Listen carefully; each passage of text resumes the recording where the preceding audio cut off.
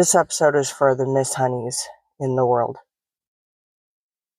I say Miss Honey, but I'm fully aware that there are many Miss Honeys that are male. There are many Miss Honeys that are actually Misses.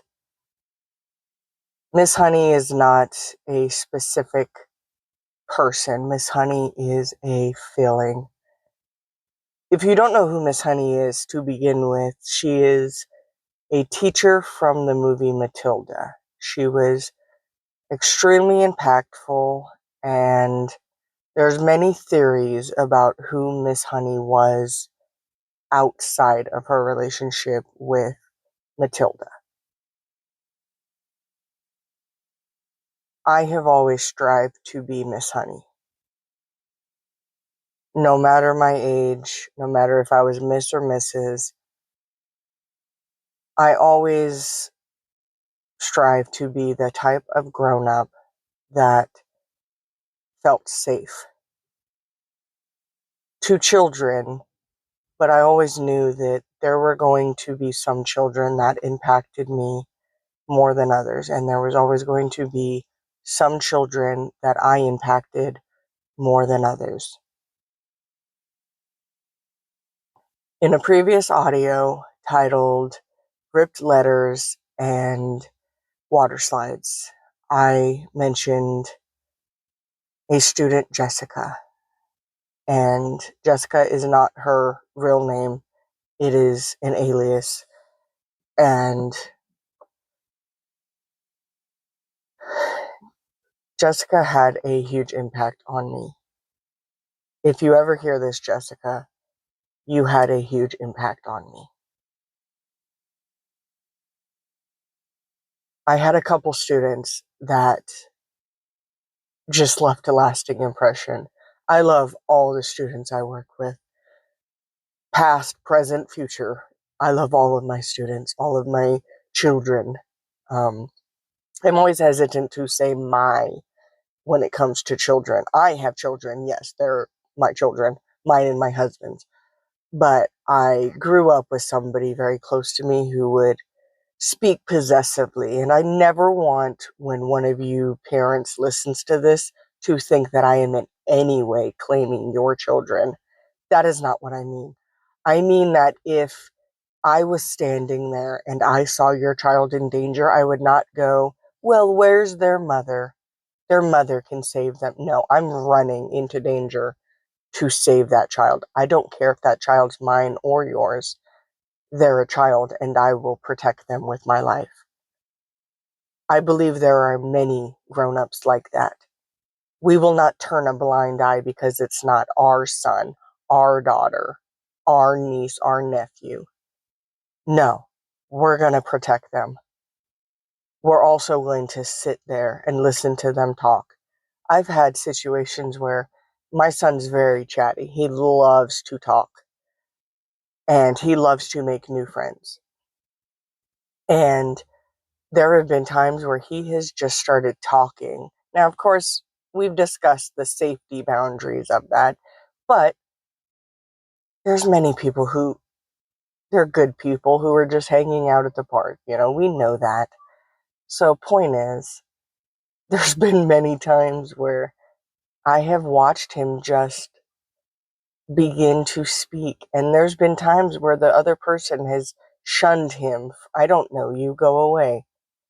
And there's been some times where the grown-up has just interacted as if every word he said was important, and I've appreciated that.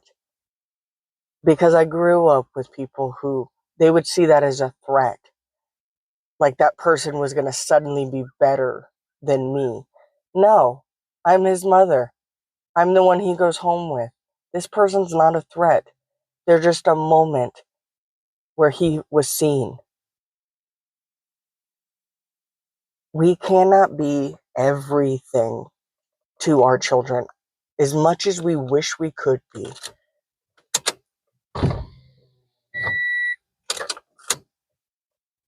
So you can listen to that audio to hear more about Jessica. But point is, after that audio, the end of school came, and I had a wonderful final day with all of the students around me, especially Jessica. I ended up getting to hang out with her and her classmates, and we had a wonderful time. Just an absolute wonderful time. Her teacher is incredible. Her classmates are incredible. She made me a tie-dye shirt and signed it. Just wonderful, wonderful time with them. So I said goodbye to Jessica on that final day, and Jessica will be moving to a different state.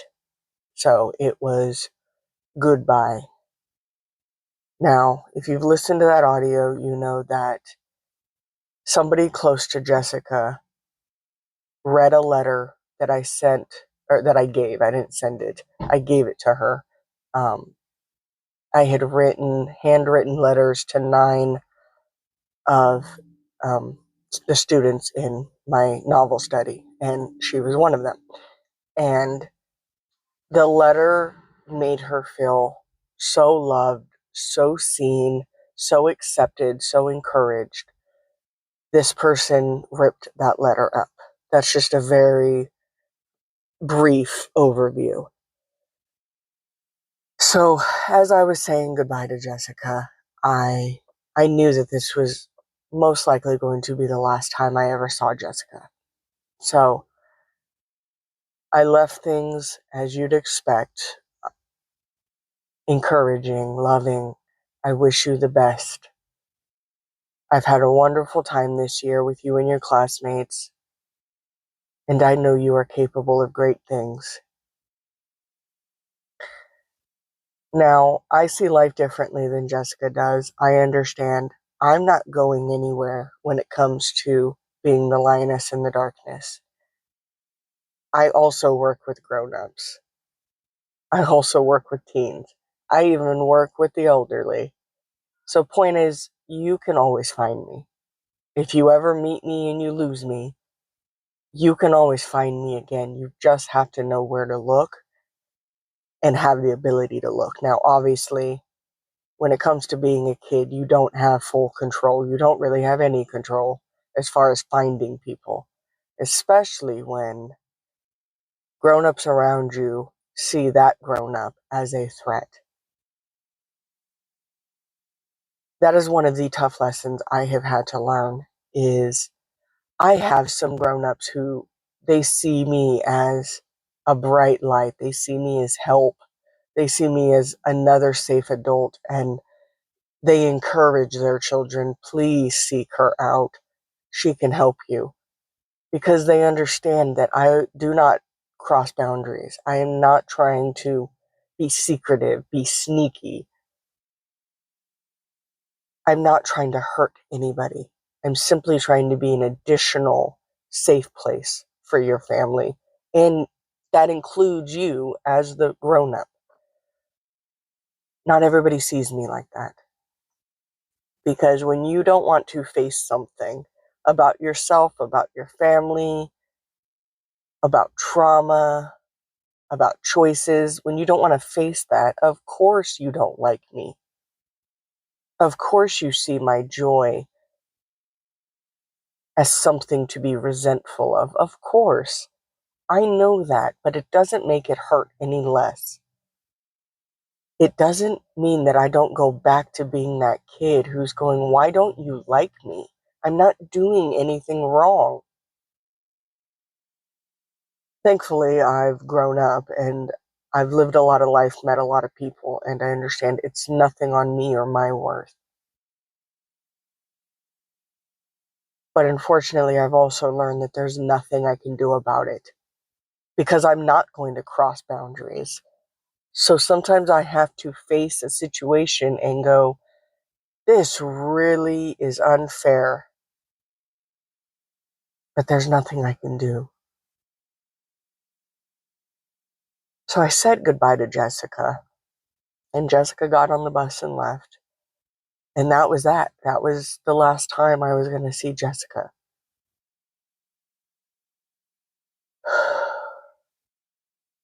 Well, today I was at the bank and I was with my son, and we came out of the bank, and as I came out the door, I saw Jessica and another grown up, not the grown up that had ripped the letter up, but I saw another grown up.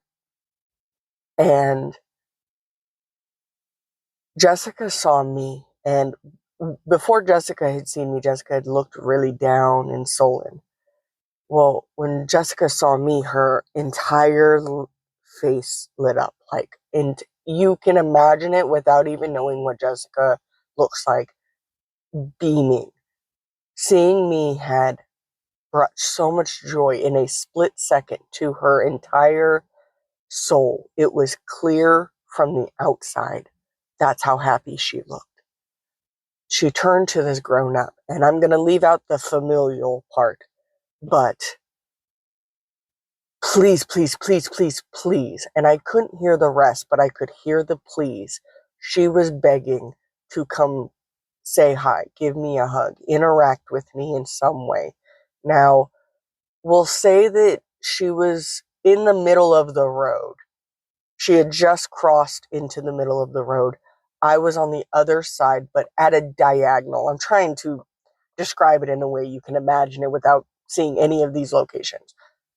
I was close enough to see and be able to hear please, far enough that that's all, okay? But I could hear the please, please, please, please, please, please, please, like begging. Well, when I had come out, I got distracted by Jessica, and apparently the door that we had come out of had smacked my son in the arm, and he had gotten hurt. And I'm not laughing at him getting hurt. I'm just the irony of this world. So I heard my son getting emotional because he was hurt, understandably. So I took my eyes off of Jessica for a split second as she's begging this person to let her come give me a hug. I looked towards my son and I comforted him. I looked back at Jessica and she was nowhere to be seen. Gone. I stepped out into the street. I looked around. Gone. Nowhere to be seen. I wouldn't be able to even tell you which way she went. I then had to just leave. I got my son. I continued comforting him, and we left the bank. I'm not sad about me. I mean, yes, I'm sad I missed the opportunity to see her again, of course, but can you imagine that from Jessica's point of view? I haven't even told you all of it from this past year, but just what I have told you, if you've listened to that audio and this audio, I think you can connect. And I was thinking of Miss Honey. I haven't seen that movie in so long, probably since I was a kid. I knew that Miss Honey was special back then, but I see her totally different, especially now that I've seen theories about, you know, who Miss Honey was outside of this. And I just, I imagine Miss Honey, and I don't mean this in a boastful way, but I very much was Miss Honey to Jessica.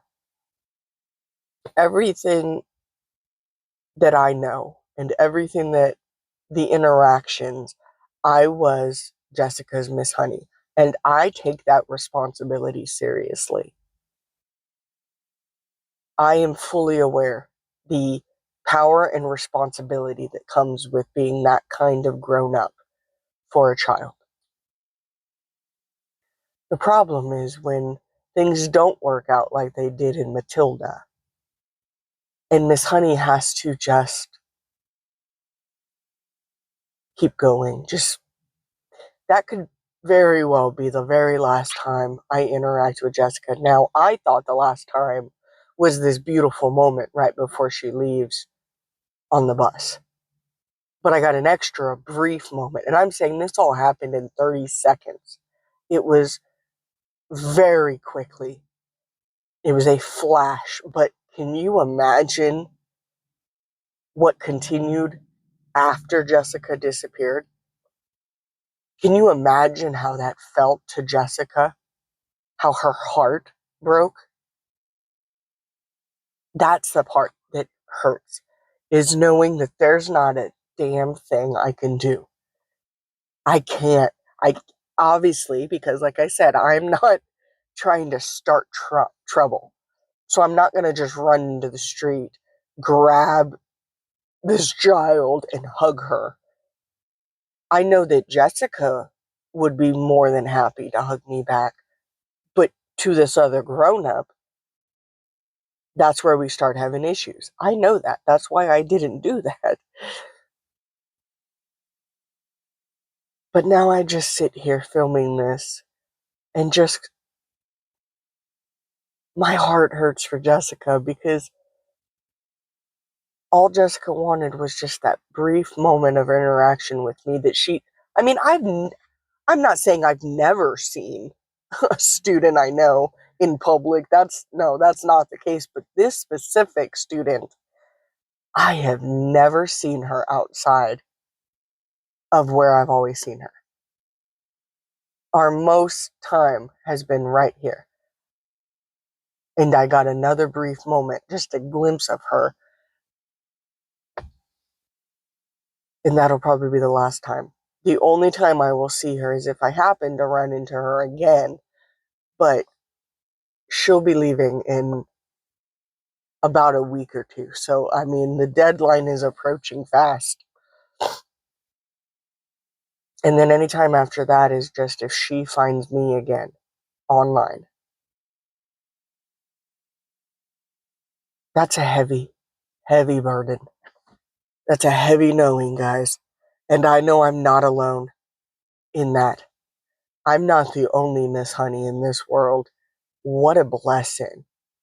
I am so thankful that there are so many Miss Honeys. There's not as many as I wish. I mean, I wish every kid had a Miss Honey. I wish all of us grown-ups could say that we had a Miss Honey. But I know that's not the case. Not all of us had a special teacher, a special adult, a special scouts leader, you know. I mean, there's many different Miss Honey versions.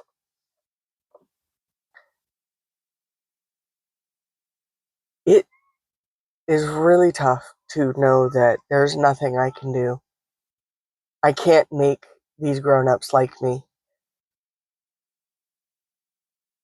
And it's hard when there's a grown-up that thinks you're awesome and you connect with their child, but then there's this other child that you can tell needs you. You can tell just simply wants to sit next to you and have a picnic. And there's nothing you can do because you see it differently than they do. So you understand that there's certain things that as much as you love them, as much as you want what's best for them, you can't do anything to fix this specific issue. Now, there is many issues I couldn't fix when it comes to Jessica. And I never was able to. But this just feels like another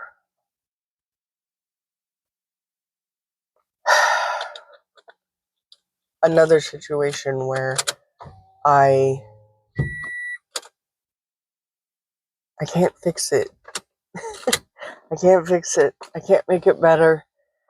I can't run into the street and wrap my arms around her and tell her that no matter what was happened right before or right after, it's okay. Miss Brie is here. Because that's not the dynamic.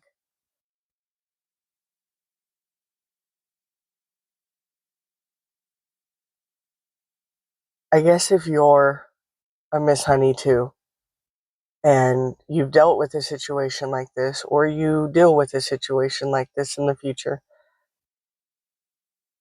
I guess this is just me telling you that even if things don't work out the way you planned in the end, and even if your time comes to an end, that does not change the impacts you have on Matilda. If things had gone differently in Matilda, her impact, Miss Honey's impact, still would have made a difference. The movie would have ended differently, but the impact would have still been there. No matter who likes me or doesn't like me or thinks I'm a threat or thinks I'm help, I still met Jessica. I still impacted Jessica. Jessica still impacted me. Whether Jessica finds me in the future or not, whether Jessica finds me as an adult, I will still remember Jessica. Jessica will still remember me. And no matter what happened after Jessica left the middle of the street, no matter what this grown up said to her, no matter, I mean, I know Jessica. Jessica probably cried and then shoved it all back down because they said, "Stop crying. What are you crying about? Miss Brie's not that important." I was already told my words were stupid.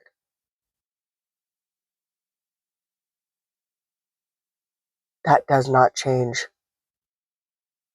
the place that I hold in Jessica's heart. That does not change the place that you hold in anybody's heart of any age.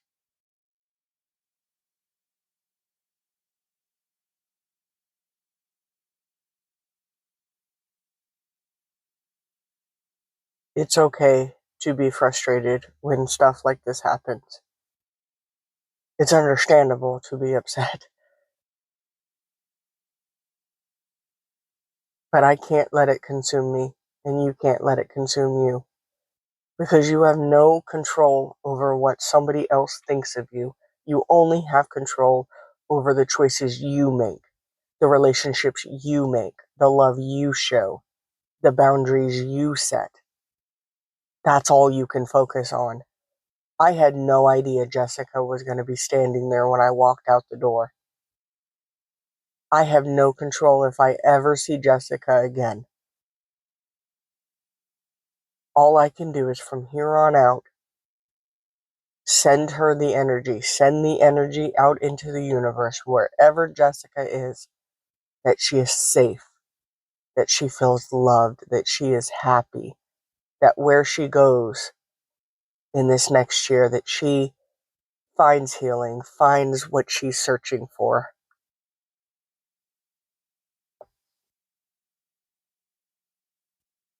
That doesn't make it hurt any less right now as I end this audio. It does not hurt. I mean, there's an ache in my heart because I know Jessica enough to know that when I stopped seeing her,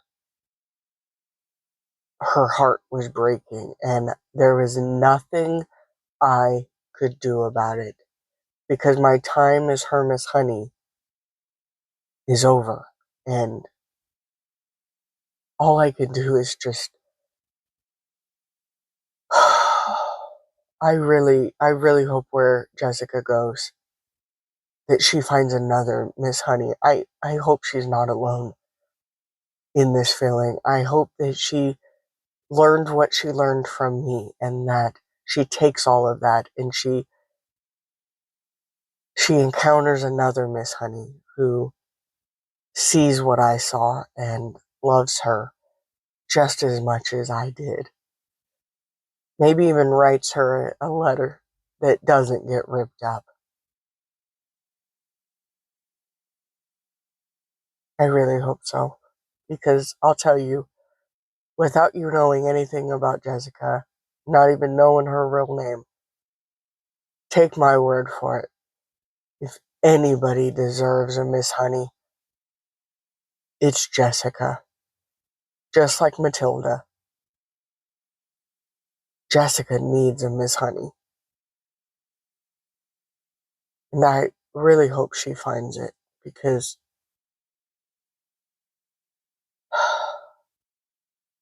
she really deserves one. And I don't like the thought that she had this short time with me and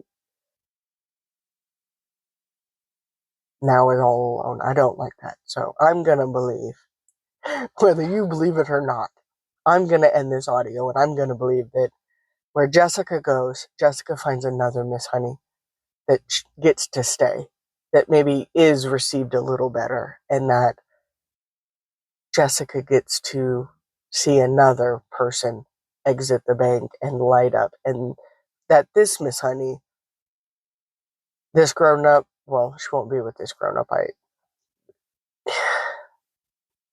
I hope she gets to hug that Miss Honey, and I hope she gets to have that interaction